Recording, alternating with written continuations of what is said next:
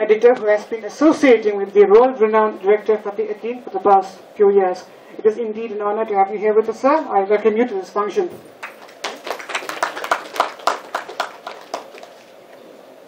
We have with us his wife and filmmaker Natalie David. It is indeed an honor for you to be here and an honor for us to have you here. Welcome, ma'am.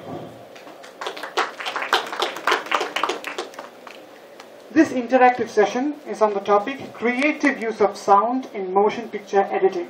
So enough chit chat. The mic is to you, sir. Thank you.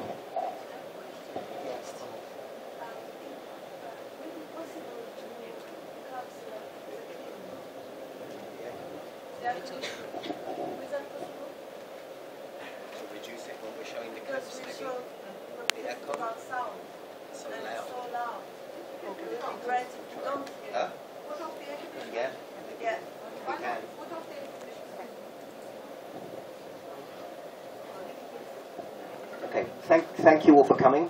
Thank you for your patience in waiting while we had the screen set up, and thank you to the guys who organised this screen and the sound at such short notice. Thank you very much.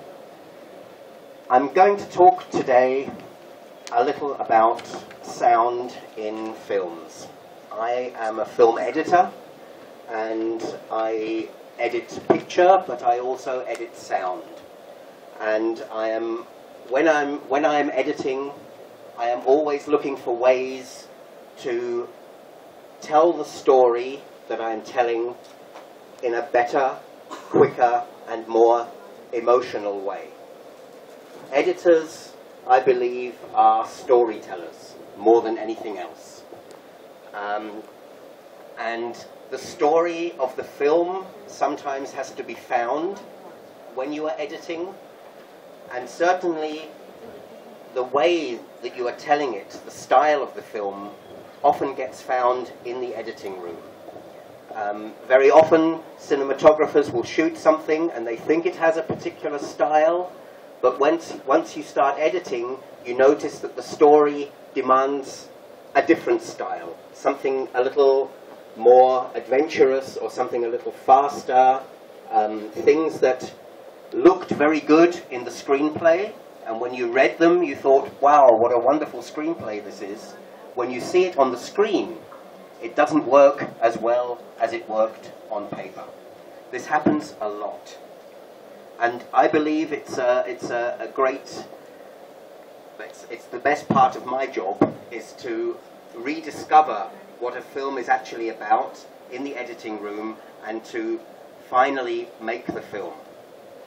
It is said a film is made 3 times. The first time by the screenwriter on paper, the second time at the shoot, at the production, and the third time, and the final time, in the editing room. That has good sides and bad sides for an editor. It means I cannot put off any decisions any longer. I have to make final decisions that will be final. The good thing about it is I don't have to make the decisions as quickly as you have to make them when you are directing on set. I can put off the decisions for weeks and weeks and weeks, but sometime I have to make a final choice. To take us back to sound, the history of cinema began with the visual image.